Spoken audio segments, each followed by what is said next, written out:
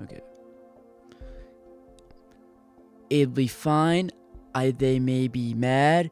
Maybe I won't go in. I'm gonna do that. I think if anyone would be tolerant of strangeness, it's them. Yeah, they've probably seen a lot weirder things anyway. I push the door open. When I walk in, I'm immediately met with now familiar faces. Shinji is napping in an armchair. An open book is resting on his chest. It looks like he fell asleep reading something. Tatsuya is standing next to the bookshelves, looking like he's trying to set fire to the books with his eyes. I can't help but wonder if he might actually be trying to do just that. I wonder if he has any powers, though that might be rude to ask. And Xiao is sitting on the couch, his eyes carefully scanning what seems to be a script. None of them noticed me come in. As I awkwardly stand in the doorway, Tatsuya suddenly turns to Shinji. Hey slacker, where did you put that book on statistics? Shinji's eyes snap open. He looks at Tatsuya with a smile. Oh, he wasn't sleeping. A book is missing, so you immediately assume it's me? Really, Tatsu? You should know better than to jump to conclusions without any proof. Well, who else would take it? And I told you to stop calling me that. Guys, don't start this again. I can't believe you can pull stuff like this here. I step further into the room and clear my throat. All three of them instantly divert their attention towards me. Yo, Biggie Chi! Yo! Hey, I'm not late. No, you're early. We still have 20 minutes before the scheduled start. Yeah, and with Tatsu in charge, we always have a start exactly on time. You! As he waves his big finger. His big fat finger. Guys, come on, not again.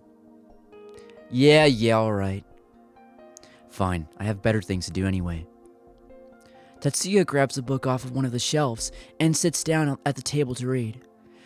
Shinji closes his eyes again and goes back to looking like he's asleep. Xiao looks at me and pats the spot next to him. Pats the spot next to the... Might as well sit, big cheese. We won't start the club meeting until the official time. I sit down on the sofa next to Xiao. He goes right back to reading his script. It's a little awkward sitting here on the couch with him, even if it's a comfortable silence. Well, comfortable on his part anyway. Xiao has been texting me every day, asking me if I'm alright, if I need anything, and the like.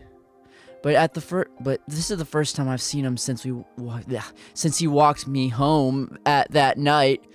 Honestly, I'm starting to think that the professor was overreacting. Right now, it just feels like I'm wasting Xiao's time. With nothing else to do, I look around the room, but everything is exactly the same as it was the last time I was here. The occasional sound of turning pages is the only sound in the room. What do I do? Should I just go get a drink and come back on time or something? It's then I realize that I should check my messages, since my phone's been off all day. That's my vibrator. What did I say? I put my phone out in my pocket and turn it on. It's totally not my vibrator. It immediately begins vibrating like crazy over and over again. 5 new messages. I quickly scroll through them and see that they're all from my dad. Shit, I can't read that. Hey, sweetie. Hey, sweetie. I just got back from Budapest a few hours ago. I'm sorry I missed the chance to see you off on your first day of university. I brought back some souvenirs. There's something for you, but it's a big surprise. I'll give it to you the next time you're home. Let me know when you have some free time. I'll send a car for you. We can meet and have a nice meal. Have you seen your mother? I tried calling her, but her phone seems to be... Have you seen your mother? I tried calling her, but her phone seems to be off. Kyle says she hasn't been with your mother since she went to meet you. Sorry. Did she tell you where she was going after meeting you? She hasn't sent any emails to me. I'm worried. Why can't I read this? I'm worried that she'll let me know if she told me anything. Mom's missing, basically. I feel like a bucket of ice cold water has suddenly poured over me. A heavy weight settles on my stomach. I think I'm going to be sick. I can't stop my hands from trembling. My phone falls from my hand and it hits the floor. Startled by the sound, the guys snap their heads and look at me. Biggie Cheese? I sit there unable to say anything. My whole body is shaking. I don't know how I could forget. No, I knew. Of course I knew. I just didn't want to think about it. Didn't want to remember. Not again. Never again. But the memories of that night under the moon are flooding back into my mind once more. Oh no, not here. Not again. I can't stop it. The memories I tried my best to ignore are coming back in flashes again. My head is throbbing painfully. How will I ever tell Dad what that woman did? Will he even believe me? Does he even know the truth? My thoughts jumble together in one incoherent mess. All I can imagine is how horrified my dad will be if I tell him the truth. And if I don't, he'll still think something's wrong, that she's been kidnapped or killed. I can't hear distant voices call out to me. I can hear distant voices call out to me, but the ringing in my ears is getting worse. I need air. I get up, my feet unsteady. Whoops. And I try to walk to the door. I can hear someone calling out to me, but the ringing in my ears is making everything jumbled. Hey, Biggie Cheese, what's wrong? I can't even tell you who's talking to me. A sharp pain suddenly pierces through my skull. I grab my head in a desperate attempt to stop everything. My body is starting to feel hot. A bright light forms around me. I screw my eyes shut, hoping that somehow it would all stop, but they forced open. No, not again. Yo! Hearing the desperate tone of Xiao's voice, I open my eyes. He moves closer to me, only to be viciously flung back into the wall. Sorry. I can't even get the words out. Xiao. Shinji immediately runs to help Xiao up. I can't stop it. I can't do anything. My body is frozen in place as green mist-like flames surround me. They swirl and wildly dance around me, but 3 of them stand in front of me, just out of reach of the flames. This is bad. Really bad. If we don't stop her, she might blow up half the school. If we're lucky, that is. We could freeze her. That should stop the meltdown before warming her too much.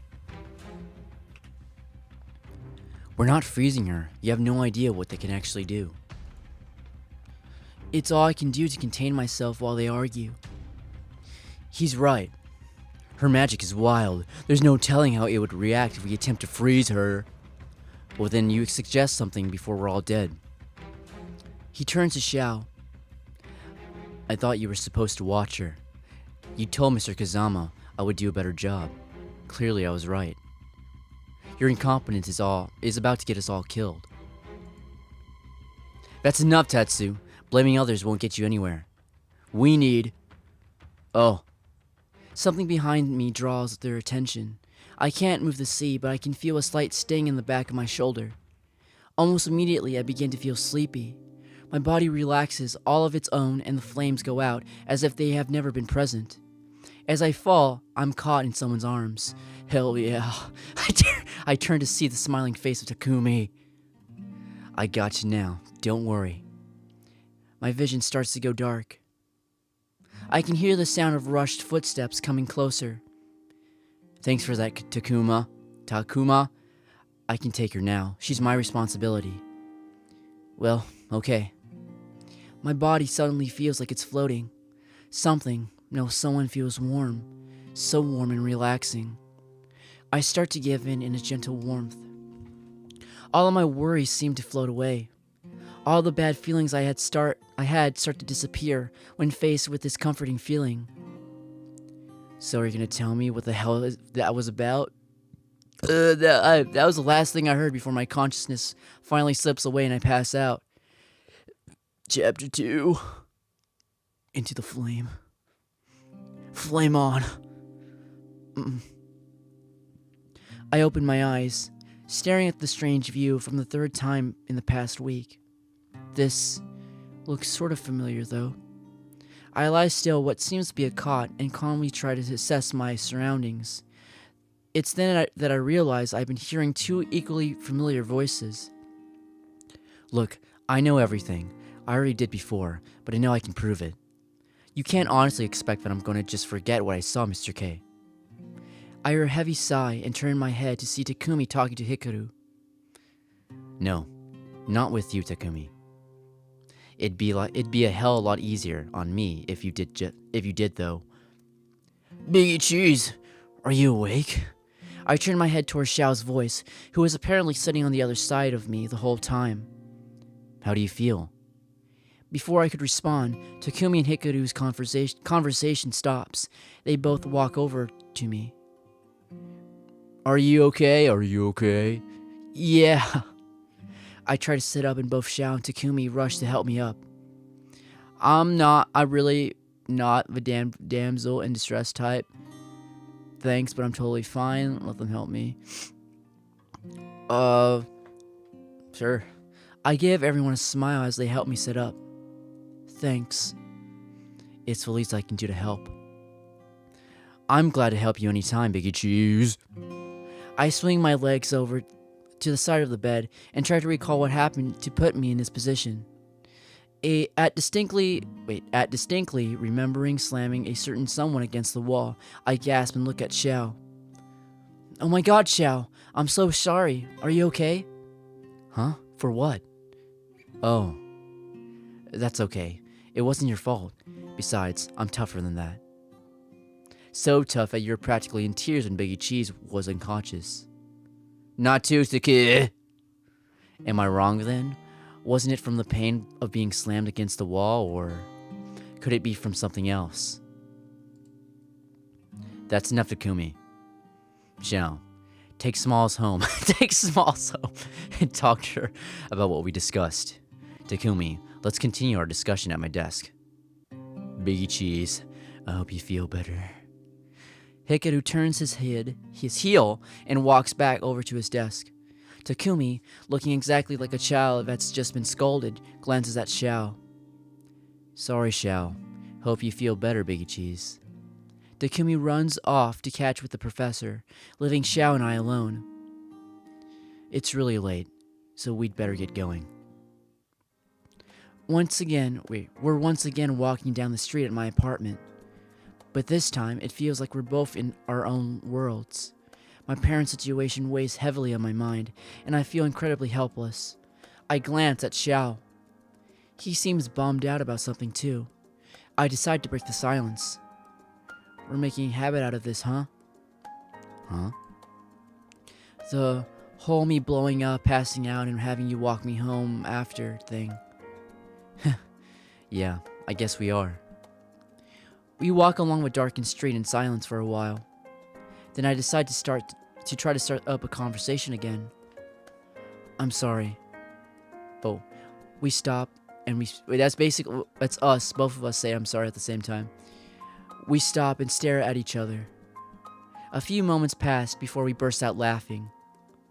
You know, where I went to high school, you'd owe me a soda right now. Really? Huh? Well, I guess I'll have to buy you one sometime. You can tell me about your high school then, too. Sounds good. But what were you apologizing for? I'm the only one who should be sorry. I hurt you.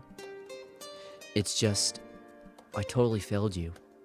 I'm supposed to be helping you so that that doesn't happen. But I was sitting right there and I couldn't do anything to help. I think Tetsuya is right. You should have picked someone else. It's not your fault. Remain silent. Maybe it is your fault. It's not your fault. Remain silent. Maybe it is your fault. It's not your fault. That's not your fault, Xiao. It was just... I paused, wondering how the hell to explain my family situation. I got a text that really upset me. No one would have predicted that. And besides, Tatsuya and Shinji couldn't help either. Well, I guess that's true too. Actually, how did you guys stop me? It was Takumi. He had to use a tranquilizer dart to get close to you. I'm sorry you got hurt. What the hell was he carrying a tranquilizer dart for anyway? I instinctively touched the shoulder where it felt the sharp but brief pain. So, what the fuck? So, it's Takumi. Wait, it's Takumi just a human then? Is Takumi just a human then? Whoops. Yeah, and he was still the only one who can help you. Seeing how pained Xiao looked, I stifled my curiosity about Takumi and put on a smile. You were there to take care of me as soon as you could. And you were there when I woke up. And it was very comforting. So thanks. Oh, well, good. I'm glad I could be helpful in some way. Oh, I almost forgot. Shinji apologized about having to leave before you woke up. He and Tetsuya both had to work. And Professor K said that you had to start taking supplementary classes. So, you're already all signed up for some classes starting tomorrow. Oh, alright then. It's pretty sudden, but I guess considering what happened, I shouldn't be surprised. We arrived at my apartment just then, and Xiao looked at me. It's pretty late, so I've got to get going. But thanks for everything you said. I'll text you later, okay? Okay. Thanks for walking me home. With a single wave, Xiao jogs off into the night. I walk into my apartment feeling much more positive than I did this afternoon. It's the next morning. I'm staring, blurry-eyed, at the email that completely changes my plans for today. Normally, I only had one early afternoon class, but now... You have been added to Control and Focus 0032, added Theoretical Magical Studies, Practical Magical Application, just new classes. Ugh! I shoved my face into my pillow and let out all my frustrations onto it. I usually love school, but come on, even I need a break. I lift my head up and glare at nothing. Thanks a freaking lot, Professor K. As frustrated as I am, I know that I need these classes too. I couldn't even get to sleep for hours last night. I was so scared. I sigh and push myself up.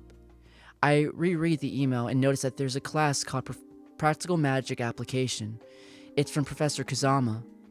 A vivid flashback of Hikaru throwing a spear of light at me fills my mind, and a creeping sense of dread crawls up my spine. Oh God, he wouldn't. Would he? Now I know that Hikaru was never trying to hurt me, only trigger my power. But would he do that again? What if I can't do anything, and he has to, and then The memory of hanging suspended as my power ran wild. Flinging Xiao aside like that was nothing. It's all I could see.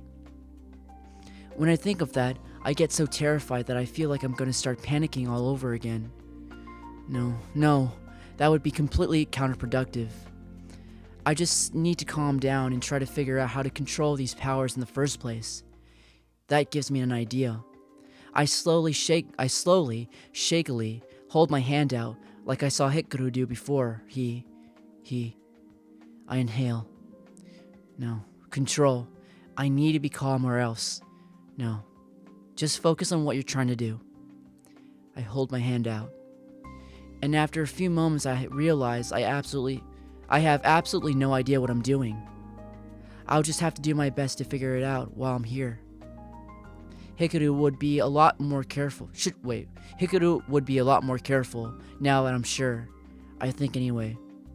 I sigh heavily and get out of bed. It's late afternoon. I trudge along the mostly empty basement, not at all looking forward to my next class, Practical Magic Application. I managed to learn a bit in Control and Focus, mostly because it's still at the beginning of the year. Everything was focused on just breathing correctly, but I still couldn't summon anything. Theoretical Magic Studies was definitely out of my head, but it did at least give me some good information about magical limits. Apparently, everyone is born with a certain amount of potential. I wonder what mine is. But now I've got to be clueless in yet another class. I grit my teeth.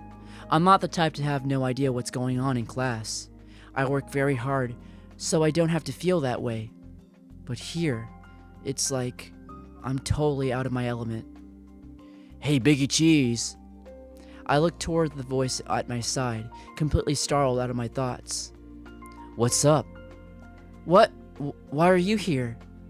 I thought you weren't, I try to think how to say it and make a vaguely magical hand motion. Takumi laughs. Really? You think so? Could I pass for something not human? I look Takumi over carefully. Well, yeah. Plus, there's this thing yesterday. Oh, right. That. Sorry about that. I really didn't want to hurt you. No, it's okay. I'm really glad you were able to stop me before anything happened.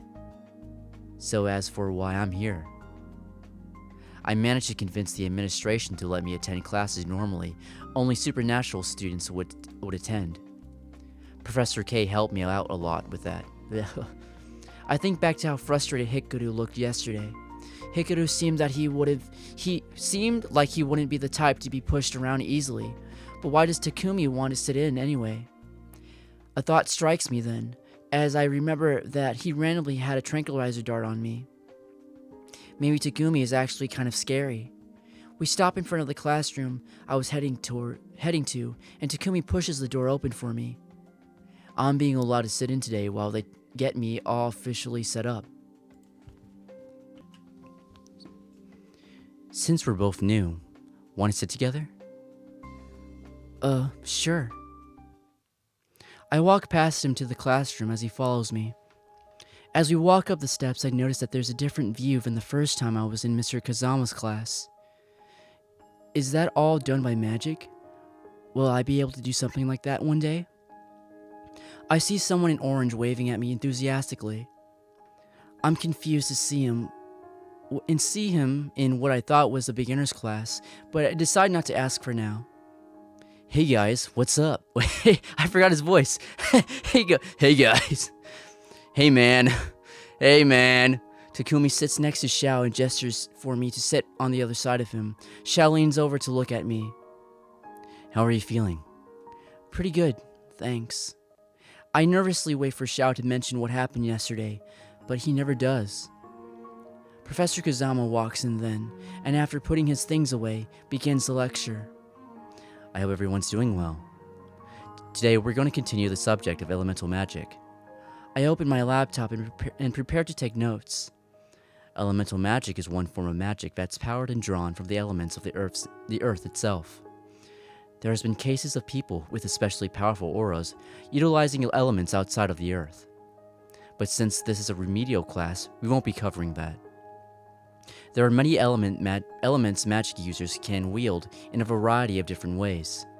Since we talked about hydrokinesis last week, today we'll be talking about its other form, cryokinesis, commonly referred to as ice. What? It's okay. During I was thinking, what? Okay, man. During the lecture, Hikaru goes on about cryokinesis, cryokinesis, what cryokinesis is, and some of the purposes it can be used for. Towards the end of the lecture, I could swear I could hear faint voices coming from the outside of the door. Ice can even be an effective weapon in battle, and one of the largest families of half-dragons has utilized it this way for centuries. Yukimura Hirayama, would you come in? This guy's with the background, behind the door. We all look towards the door that opens and walk the two men, as if they have been waiting outside. Murmurs spread throughout the classroom. How many people are in this classroom? It's that guy. Xiao leans over and glances at Takumi and I before whispering. I bet you anything those two have been arguing again. I know, it's hilarious. I wonder what they're even here for anyway. Hikaru continues, ignoring our whispers. Shinzi and Tetsuya are from my advanced classes, but we agreed to do a demonstration for us here today. Tetsuya? Tetsuya steps forward and grabs his left forearm near his elbow with his right hand. He closes his eyes for a second before running his hand all over his arm. Okay. I hear a faint crackling sound from where I sit on the edge of our seat. I don't realize what he's done at first until I see the falling mist from his arm. I quickly examine him and see Tetsuya covered his left arm with sparkling ice. There's also a blade that juts far past his fist and looks razor sharp. I can't help it, but when a gasp escapes my mouth, there's one example of cryokinesis applied for use in battle. Tetsuya has effectively covered his arm in incredibly hard ice to act both as armor and as a weapon. Before we move on to the next demonstration, does anyone have any questions? Still amazed at the sight before me, I raise my hand. Yes, Smalls? From what I understand, this is the most peaceful period of time. This is the most peaceful period of time there has been so far? Why would a supernatural being need to learn to fight? There are whispers throughout the class following my question. Tetsuya starts whispering at me. Looks like you just ousted yourself as being a complete newbie. What? How? It's true that monsters no longer freely roam the land, and supernaturals have opted to hide themselves as much as possible in today's world. But the fact is that there are still plenty of reasons to learn to use your powers to defend yourself. From barroom brawls to supernatural wars, supernaturals are still people, and they're always going to have disputes. Hikaru sighs and suddenly looks very tired. I wish it wasn't that way, but it is. So that's why you're here. To help you gain mastery of your power so you can defend yourself. I'm taken aback by Hikaru's speech. I sense I struck a nerve, and I feel like an idiot for asking such an obvious question. I'm feeling completely embarrassed when I feel a warm hand on mine. I look up and see Shao reaching over to Kumi. Don't worry about it. Professor K is known for getting a little emotional sometimes. And he knows you don't know about this stuff. Thanks. Can you guys maybe not do that kind of stuff right now? And pay attention to the lecture? Shinji is just about to do something super cool. I'm sorry. We quickly drop each other's hand and I turn my attention back down towards Shinji. It's okay if I do a combat demonstration then? Of course. We'll be doing combat later, tier 2. Just don't get carried away now. Perish the thought, Miss Professor K. I'd never do anything dangerous to my buddy Tetsu. Shinji raises both his hands in front of his torso as if he was holding something that he couldn't see. I hear a different sort of crackling this time, and the air around Shinji's hand starts to shimmer and distort. I swear, Shinji, if you... Ayada... Don't move. Suddenly I see white flashes of something leaping between Shinji's hands. Almost at the same time as I realize what I'm seeing, he pushes out both hands towards Tetsuya's ice-covered arm. The electricity arcs from his hands to the ice. Almost immediately the ice begins to melt and turn into white mist. Everyone in the classroom seems to gasp at once. Hikaru even seems a little surprised, but he turns to face the class with an awkward smile. Okay, so that was one way of disabling an opponent's using ice. If you happen to be lucky enough to be an electrokinetic. I think that was a nice conclusion to our lecture, so we're done for the day. I only snapped out of my daze by Shao putting a hand on my shoulder. Come on, I'll walk you home. Hey, what about me? Can I come? Shao looks at me questioningly, and I nod and grab my bag. It's not far, and I'm feeling fine, but sure. Tetsuya and Shinji almost immediately start to argue, but then they both leave the class together before we can catch up to them. In the hallway, what's with this jazz music? Whoa. All I hear is this smooth jazz music. All I hear are people talking about how cool the demonstration were. Takumi, beside me, literally hasn't stopped talking since I told him he could come, and is excitedly bouncing along. Did you guys see that? I didn't even know Shinji could do that. It was so inventive too. I would have never thought to do that. Man, I wish I paid better attention in physics. I glance over to Xiao, who had been quiet since the class ended. I want to ask Xiao what's wrong, but it's kind of hard to have a serious conversation with Takumi skipping right in between us. I think if I look hard enough, I could see actual stars in Takumi's eyes. Aw, damn it, but Tetsuya might come home in a bad mood because of that. But still, it was so cool. I wish I could do awesome stuff like you guys can. I want to have magic powers. Yeah, they're pretty great when you're good Yeah, they're pretty great when you're good with them. Oh, he's okay. Yeah, they're pretty great when you're good with them. Xiao mumbles this under his breath while Takumi continues talking. But I heard him. I'm gonna go see if I can catch up with Shinji and Tetsuya so I can ask them more. Come on, Big Itchies! Before I could say anything, I'm dragged off by Takumi with Xiao, running to keep up to us. God damn it. Xiao has brought us to keep up. Sorry, I don't know why, but reading dialogue is so difficult. I don't know why, I suck. Shinji has brought us to a little park just outside of the campus.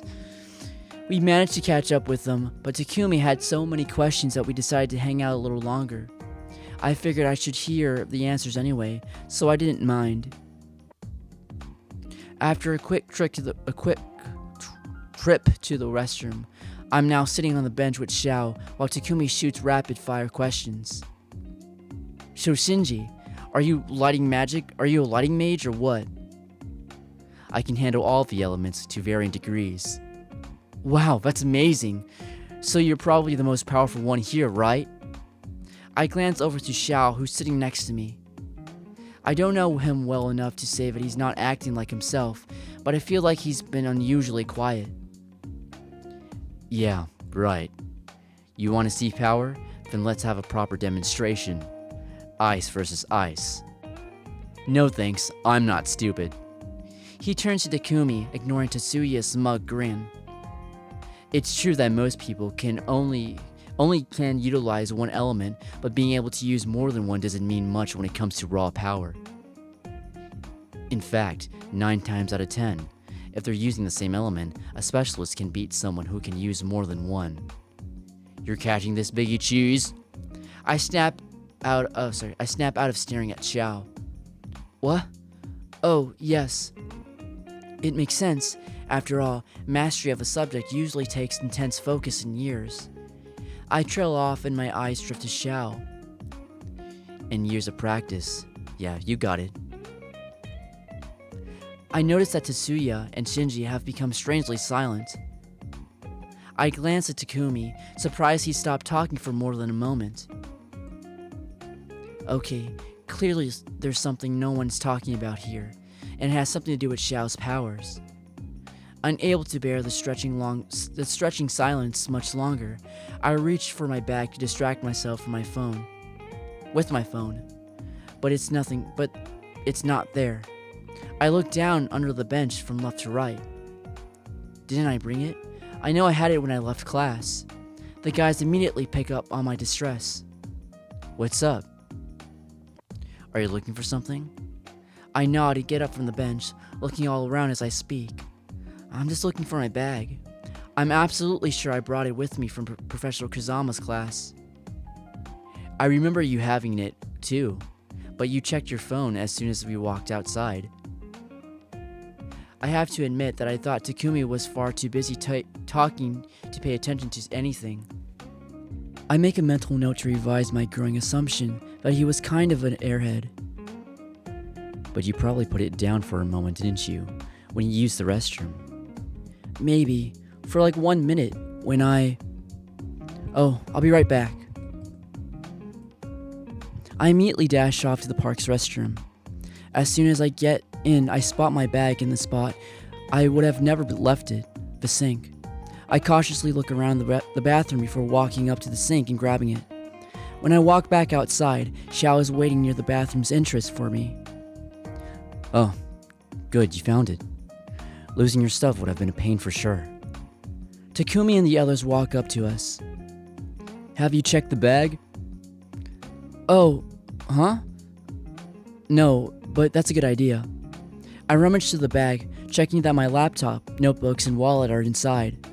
Everything appears to be there, but everything's been all mixed up. Even though nothing's missing, someone's definitely gone through my bag. But why would somebody go through your things? Do you have any enemies? Do you have any enemies? Biggie Cheese? No, what? No, why would I? But when I think through the reasons I could be targeted, only one comes to mind. I am Biggie Cheese, daughter of Shinamura Industries CEO. I'm learning a lot about me as a protag. I don't pretend to know everything my father does, but he's bound to have some people who would want to use me to get at him. I can't tell these guys that, though, nor can I get them involved in anything dangerous because of who I am. Wow, I am the center of the universe. Yo, are you absolutely sure? Anything could help. This whole thing might be nothing, but... No, I can't think of any reason why anyone would target me. Honestly, it could just be a thief who got scared off by someone coming in or something. Yeah, that's probably it. There's no need to scare Biggie Cheese with your theories, Takumi. Occam's razor, huh? Yeah, I guess that makes sense. Occam? In plainer words, the most simpler solution is the most likely. There's probably nothing to worry about. Takumi doesn't look convinced at the least, and I turn around so I don't have to face him. Xiao peeks around at me, though, his face right in front of mine. Come on, why don't I walk you home? Alright, thanks. I'll see you guys later. We wave goodbye and go our separate ways, though Takumi's enthusiasm was noticeably curbed. I glance at Xiao beside me and wonder if he has somehow sensed how uncomfortable I was. He did get me out of there pretty quick, though he knew I'm hiding something. But Xiao looks at me with a smile so bright that I reflectively smile back. He seems content to walk in silence too. That's right, Xiao's hiding something too. I guess even people like him have their demons.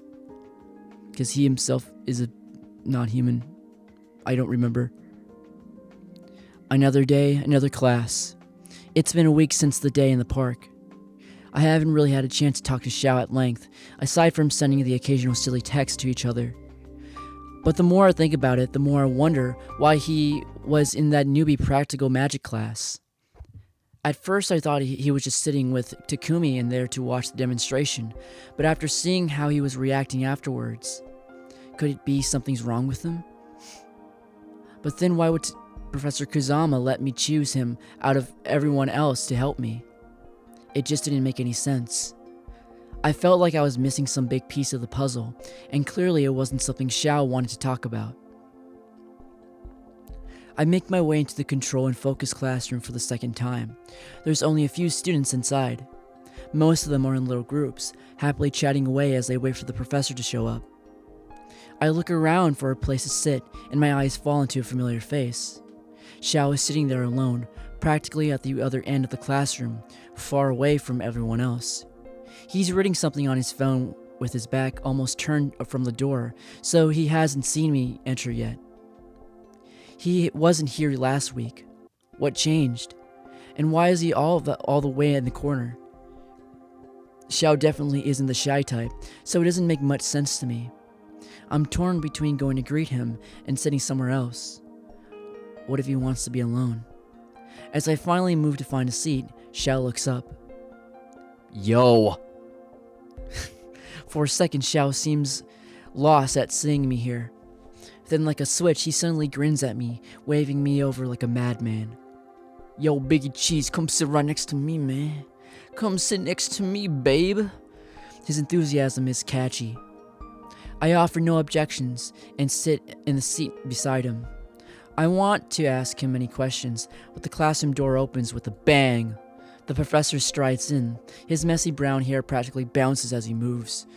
Yes, I hear some of the girls next to him whisper, and I gather that Professor Arden?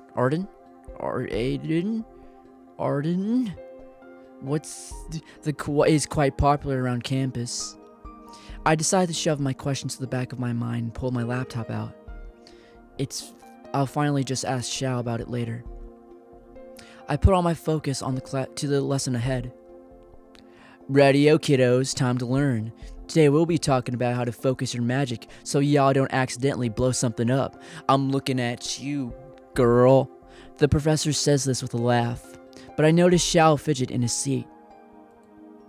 Despite the professor's light tone, Xiao seems distraught. Professor Arden grins at the class. How do you pronounce that? Right, so let's get started. The professor launches into a lecture on focusing auras, and all chatter immediately cease. Completely captivated, everyone hangs on his every word. And yet, I keep staring at Xiao. All of his attention seems to be focused solely on Professor Arden. I've never seen him focus so hard before. Inspired by Xiao, I turn back to the lecture, determined to learn as much as I can. The evening breeze blows through my hair, tossing loose strands astray. After a full afternoon of classes together, Xiao is walking me home again. He's so quiet today, it's starting to weird me out. I cast a sideways glance at him. Oopsie. Xiao has barely spoken a word since we left the last classroom together. Only a quick, I'll walk you home. I think he knows what I want to ask. But Xiao looks like he needs some time to think. So I just walk quietly by his side, waiting until he's ready to talk. Soon Xiao turns to me with a bittersweet smile. Bet you're wondering what I've been doing in remedial classes, especially ones like control and focus. I'm a little curious, yes. Xiao pauses. For a moment, he looks unsure of how to begin. You picked me to help you, so you should know. When I was little, damn it. When I was little, I was really good at magic. Creating fire was as natural as breathing for me. I was praised all the time. They called me a genius, but I started getting cocky and I don't know what happened. But as I got older, I started having problems getting my powers to work. And then something happened and I lost control completely. I can't even light a damn candle anymore. Either nothing happens or I blow something up. He sighs. I signed up for those classes so I can try to learn how to control my powers, so I don't have to feel so helpless. Xiao. I figure it might have been something like that, but now I know the truth. It's much worse than I had imagined. Blech. To actually have had the power, to still have it, but not be able to use it while your friends around you do amazing things. Maybe this is presumptuous, since I've only had these powers for a few weeks. But I feel the same. I don't want to feel so helpless anymore. I don't want to be afraid of myself or accidentally blowing up something, or worse, someone. I don't know what I'd do if I kill someone. So maybe, if you don't mind, we could practice together sometime. Seriously? You'd do that for me? Of course. Why wouldn't I? And you'd be helping me too. Sorry, it's just no one's really taken the time to actually ask me to study together in years. Of course we can practice together. I may not know how to control my powers, but I do know a lot about the theory of it. So I can finally help you out too. So are you free now? Do you want to come over? I don't live far. I'm free, but, I can't figure out how to say it without sounding rude. Could I just go to his place like that? Isn't that kind of, Xiao seems to understand, even without me outright saying it. Oh, don't worry. Remember Shinji? Super tall guy with purple hair? Yeah, he's my roommate, so he'll be there too. Don't worry. I can't help but feel a little awkward. He knew. I hope he doesn't I hope he doesn't think I don't trust him. But, well, I can finally make a run for it if it happens again. Okay, let's go. With that decision made, we make a slight adjustment to our destination. A slight adjustment? We're going to his place now. It doesn't look like Xiao lives all that far away from me. I feel a little nervous as we walk along in silence. Hey, do you want to stop by the convenience store on the way? We could get some snacks. Oh, sure. Good idea. We make our way to the nearest convenience store. When we reach the shop, Xiao stops at the front of the door. He turns back to look at me. Wait here. I'll run in real fast. I'll be out a second. At the 11:11, at the 11:11, he runs to the shop and I move away from the door. Why don't I just come in with him? I settle in to wait. Why am I waiting outside? I settle in to wait, but after a few minutes, I start to get an odd feeling and look around. It's then I notice a girl standing on the other side of the road. The setting sun reflects off of something, a vivid blue color near her hair. I squint and see that she's wearing blue rose-shaped earrings. They're so cute. I wonder where she got them. It's probably rude just to ask her anyway. That's when I realize she seemed to be looking at me. Xiao walks out just then, and I turn around to face him. I see that he has a couple of bags in each hand. Sorry for the wait. I went kind of crazy with the shopping. No problem. I take 2 bags from him and move to leave. Something wrong? No, it's nothing. I look around while we walk, but I don't see the girl at all. It's like she's completely vanished. We finally arrived at Xiao's apartment building where he starts checking his pockets. Is something wrong? No. Maybe. I might not have my keys. Sorry. I'm a little annoyed, but I can tell Xiao is more upset than I am. It's true I'm not particularly impressed with his lack of responsibility, but it is kind of cute. So that kind of evens out, I guess. Oh, but I think Shinji is home tonight. So, we're in luck. Xiao leans forward and knocks on the door. After leaning outside of the door for a few seconds, Shinji opens up. I can't say his fucking name. God dang it. Xiao, I swear, one of these days I'm gonna super glue the goddamn keys to your hand so you can stop losing them all the damn time. He's so cool. Yeah, damn, is it house? Nice little dorm room, what the fuck? Yeah, I seriously doubt I had them today. Shinji seems to realize I'm standing there for the first time, and his eyes shift to me. Hey, yo, Big and Cheese, how you doing? Hey, Shinji, I'm fine. I came to practice with Xiao. I mean, we're gonna study magic and practice it. Not like sexual thing. Ugh, I'm making an idiot out of myself. This is so weird. One of the few things I do remember my Shinzuka telling me is that I needed to be more careful.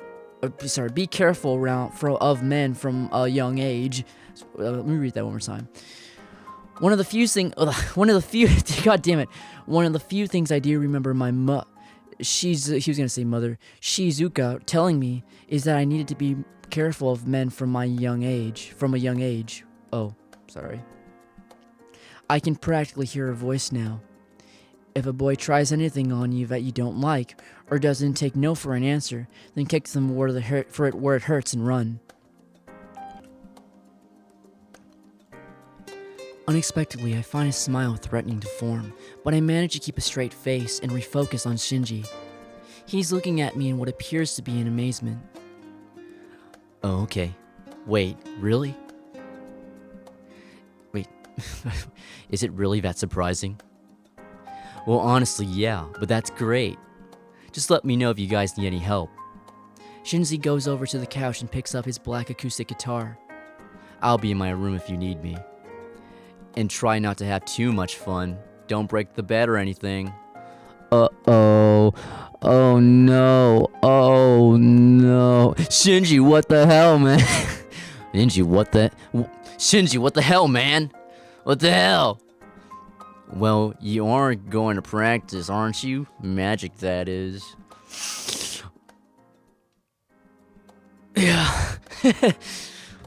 Would you just get out of here already? Get the fuck out. Shinji chuckles as he walks into his bedroom and shuts the door. Xiao turns back to me and I can't bring myself to look at him. Maybe it's just a bad idea coming in here. Sorry about that. Shinji is a really nice guy, but even he can kind of be an ass sometimes. Let's go. My room's through here. Yeah, let's go.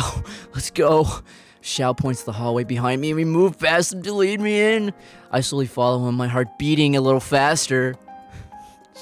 I can't stop my mouth from falling open. How on earth could do that? Oh, sorry. How on earth do they afford this? I hadn't really had time to think about it, but the living room was really nice too. Still, this is beyond extravagant compared to my little apartment. I look around the room, surprised how tidy it is. As I should be expected, there are bird pictures everywhere. Why? Overall, the room seems warm and welcoming, a perfect fit for Xiao. Xiao is at his desk, looking out through the books on his shelf. He seems so focused that I don't want to disturb him. I put my bag on the foot of the bed and walk to the large window. It's gorgeous. There's a lovely view of the nearby apartments and lush green area around us. I can even see what must be hundreds of stars. Admiring the view? Xiao's soft voice soft voice asks behind me. I look at him as he comes to stand next to me. Yeah, I'm just surprised that I could see so many stars. Well, it's because they're pretty close to the campus. It's the weather spell around the campus that helps keep the skies clear of light pollution and clouds. It goes out for a few kilometers or so from the radius of campus in every direction. It's pretty cool. But if you want to know more, Shinji would know better than me.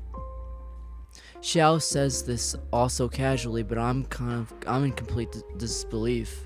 Wow. Really? I mean, wow. Your world is so different. Everyone's so powerful. I feel really insignificant. Hey, it's your world too now. And don't forget that I'm right here with you.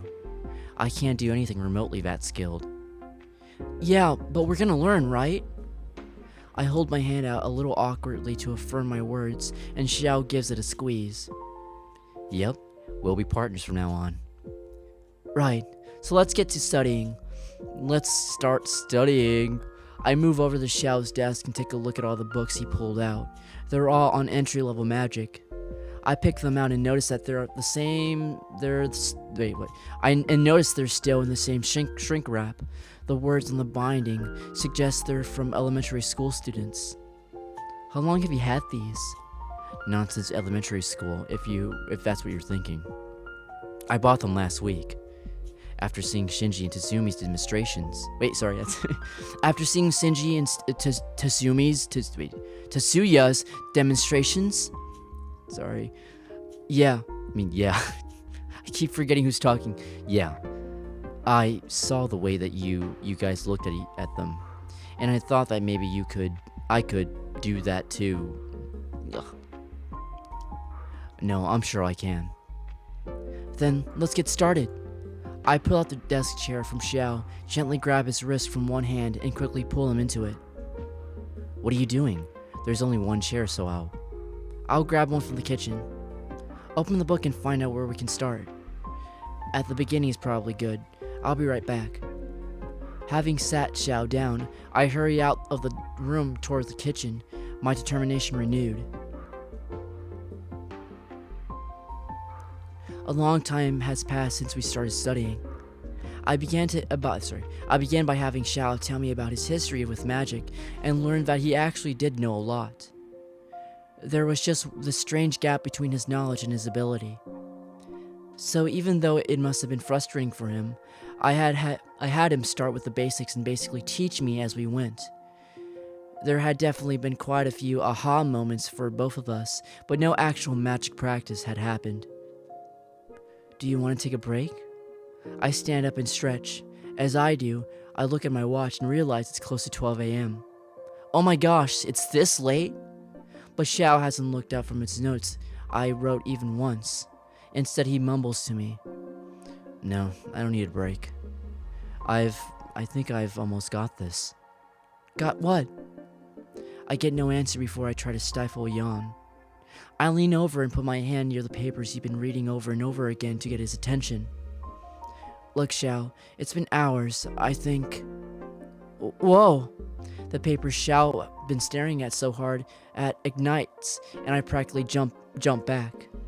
Xiao stands up so fast he knocks his chair backwards. I watch in stunned silence as a small fire in the middle of the paper spreads out so softly to the edges. I did it, boy. I did it. Xiao stands up so fast he knocks his chair backward. I watch in stunned silence as a small fire in the middle of the paper spreads. Oh wait, he's already said that. The fire doubles in size with a roar, covering almost the entire desk in flame. Xiao, for textbooks. Crap. I've got it. Xiao reaches into the flames and my stomach clenches. What are you doing? Stop. But Xiao ignores me and grabs the textbooks anyway, even as they're wrapped in flames. I remember that he fired this. I remember that. God damn it. I remember that he's fireproof. Okay, that was a really weird sentence to say. But knowing it and seeing it are two different things. And anyway, it doesn't look like anything's about It doesn't look like anything. It doesn't look as if anything's about him. About him is fireproof. Xiao, your clothes! The fire from the textbook is starting to climb up the sleeves of Xiao's hoodie. My brain finally kicks in and I dash past Xiao toward the door to get Shinji. Hey guys, I'm gonna be... Oof! In my rush to get out, I've run right into him as he opens the door. Terrified, I look up into Shinji's face, silently pleading the words I can't manage to get out. Shinji seems to understand what I'm trying to say and looks up. I turn around to see Xiao desperately trying to pad out the fiery textbooks. He appears completely oblivious to the fact that his clothes are on fire. Shinji sighs as he sweeps his open hand in front of the area that's on fire, and he makes a fist. Just like that, all the fire in the room disappears, leaving only scorch marks. That was getting totally out of control. Thanks, Shinji. No problem, but that was Big and Cheese first big fast fire. Big ass fire. Nope, that was mine. I can't believe I got it. And I was controlling it pretty well too. Well, before I got too excited. Seriously? That's awesome, Xiao. Congratulations. I would have had a hard time believing it if I hadn't seen it. And don't worry about losing control. That's pretty normal at first. Maybe I can make something nice for dinner tomorrow to celebrate. Thanks. I'm looking forward to it. Xiao runs up to Shinji and practically tackles him in a hug. Shinji gives him a slightly awkward pat on the back, accompanied by a sort of relaxed smile that implies he's used to it. As I stand there, a hand on my pounding heart, a realization comes over me. A minute ago on the desk was on fire, Xiao's clothes are on fire, and a distinct smell of smoke still hangs in the air. Yet these two guys are just standing here, smiling and hugging each other, like there wasn't a raging fire in the room a second ago. These guys, they look human, but they really are from a different kind of world. My hand drops, and my body sags as weariness drags me down. Both men look at me and Xiao rushes to my side. Are you okay? Yeah, I'm just really tired. After all that study and excitement, you must be exhausted. Xiao, it's really late. Why don't you take her home? Shinji gives me one last smile before turning around and leaving me alone in the room. After a moment, I come to a decision and start talking. I keep my back to Xiao because I know if I look at him, he'll persuade me otherwise. I'm gonna head home now. It's way too late for you to walk me there and back, so... Whoa. I feel gentle arms wrap around my waist and warmth on my back. Yeah, you fucking wish. I try to turn around, but Xiao's head is leaning in my shoulder. Xiao. Xiao doesn't say anything for a moment, just closes his eyes and smiles. Relax, give me a hug, push him away, or try to turn around. I'll just deal with it. You wish. You fucking wish. I relax a little in his comfortable embrace and lean into him slightly, though I'm not sure what's happening. I feel like I hear him sigh and pull me in a little tighter. When Xiao speaks, his voice is soft and full of emotion. Thanks, Biggie. Thanks, Biggie Cheese. I feel like I got a little piece of myself back. Of course, but I didn't do anything. It was all you, Xiao. But you did. For 7 years, I haven't been able to control a thing.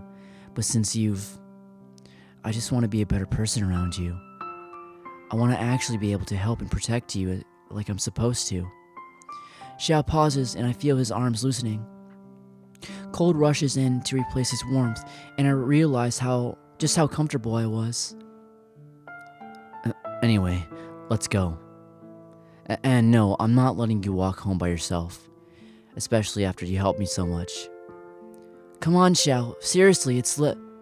Xiao grabs my stuff for me and basically pushes me out of the room. No, seriously. Nope, sorry. I'm not taking no for an answer on this one. After a peaceful midnight walk, we turn into the street leading to my apartment. Even after all that happened, our conversation has been rather mundane.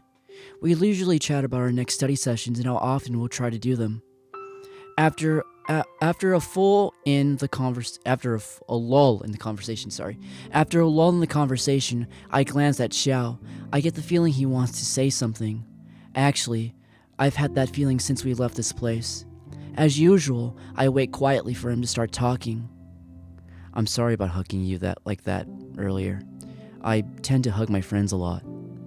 So I guess that means it's official. You're my new friend.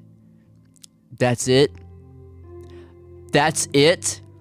No, I will not be friend zoned. Come on, you don't hug your friend from the behind. What? Whatever, man. Whatever. Do you normally let strange girls in, just friends? I'm glad to hear. Wait, do you normally let strange girls in? The words slip out of my mouth before I can even register what I'm thinking. I clasp my hands over my mouth and steal a glance at Xiao. Xiao rubs the back of his neck and face with one hand. He seems to be in a loss of words. Oh god, I can't believe I said that. Now everything's awkward. Desperate, I try for a save. I'm just kidding. I'm just kidding, you know. I don't have to. You don't have to look so serious. Fuck. Oh, right. Well, you got me. I spent the rest of the walk wishing a hole would open and swallow me. We arrived to my apartment and I prepared to say goodbye to Xiao. But when I turn around, he's just staring at me. Well, thanks for walking me home even though it's so late. I'm sorry for the troubles. I bow a little and then I feel a hand on my shoulder. Are you kidding me? I'm the one who wants to thank you. The least I could do is make sure you get home safely. It's my job, you know. He gives me a lopsided grin and I smile back at him. Good night. Sweet dreams. Yeah, only a friend would say that. Xiao's hand lingers on my shoulder just for a moment longer before he turns around and walks away. I sit on my bed feeling a little lonely with the absence of energy that is Xiao. Back when I came to Japan, I didn't want to deal with the Russian roulette of an assigned roommate, so I went with a single apartment. Xiao and Shinji are lucky to have each other. It must be fun having a good roommate like that. Idly, I look out the window when I last saw Xiao, almost expecting to still see him there. That's when I notice someone standing there. Alarmed, I duck my head below the window's height, but move closer to get a better look. There's definitely someone standing there. I can't tell if it's a woman or man, but they seem to be looking toward my window. My heart feels like it's gone perfectly still, and my breath stops in my throat. Like an engine getting a jump, my heart starts moving again at the sound. My phone continues its melodic onslaught, and, being careful to keep my head low, I reach across the bed to pick it up. It's my dad. I try to regulate my breathing and take a glance out of the window again, but the figure is gone. Swallowing, I answer the call right before it goes to voicemail. Hello? Hey, sweetie, sorry to call you so late. But it's your mother. But it's about your mother. She called me. I feel like my heart has stopped again, only this time my entire body is frozen too. I can't even speak. Dad continues, sounding incredibly worn out. Your mother had to leave. She told me her reasons. She asked me not to tell anyone, but I've decided to respect her wishes. But I thought I should update you. I'm going to use a normal voice. I know I must have scared you with my previous texts. I'm sorry for that. I finally managed to force my voice to work. It's okay, Dad. I understand. Thanks, sweetie. I'm going to go ahead and let you sleep now. But I'll keep you updated if anything changes. Good night. Good night. I drop the phone to the bed and stare at nothing for a while. Thoughts of a stranger outside gone far from my mind. Okay. Mother, I wonder what she told me. What could she have possibly told me? Told him. Wait, what? No, sorry. Mother, I wonder what she told him. What could she have possibly told him? I lay down to try to go to sleep. But I end up continuously stifling through all possibilities in my mind until I feel like I'm going crazy. That's it. I'm done with this. I'll just watch an episode of one of my favorite animes to get my mind off of this. I grab my table and go to my Tommy Roll anime app. What the fuck is that? I tap on one of my favorite magical girl anime, one of my few guilty pleasures, and settle in under the covers. After a little while passes in the show, a fight breaks out. Some of the supporting characters perform some really incredible magic. I sigh, not being able to fully enjoy it now that I know how hard magic really is. Wish it were that easy for me and Xiao. Finally, the pro tag goes into a lengthy transformation that ends with her in a cute outfit. I wonder if I could transform like that. The hilarity of the idea strikes me, and I end up laughing hysterically for the next few minutes. I seriously do wonder if there's anything like that in the supernatural world. I'll definitely have to ask Xiao on that on Monday. I end up falling asleep before the end of the episode, thoroughly exhausted but generally in a good mood.